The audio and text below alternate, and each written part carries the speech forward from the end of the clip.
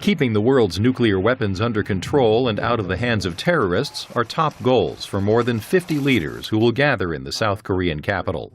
They hope to build on the commitments they made at the first Nuclear Security Summit, hosted by President Obama 2 years ago in Washington. 2 decades after the end of the Cold War, we face a cruel irony of history.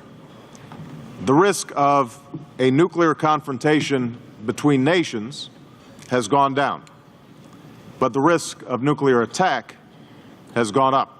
Keeping highly enriched uranium away from terrorists is imperative, says nuclear expert Joseph Cirincione, president of the Plowshares Fund. He spoke recently in New York at a forum hosted by the Korea Society. The number one threat to the national security of the United States is nuclear terrorism, a group getting a bomb or the material with which to build a bomb and detonating it in the United States, a nuclear 9/11. The heavily guarded demilitarized zone along the border with nuclear-armed North Korea is also on Mr. Obama's agenda. He's expected to meet there with U.S. soldiers. Pyongyang has denounced the summit as an unpardonable crime and an intolerable grave provocation.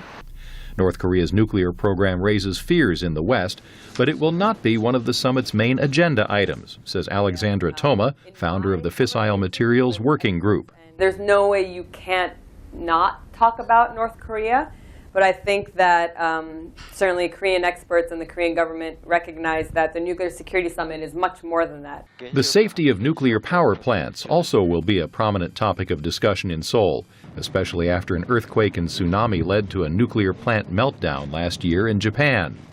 At a recent discussion in Washington, Kenneth Luongo, president of the Partnership for Global Security, said the Fukushima disaster showed how much work must be done to improve nuclear power safety.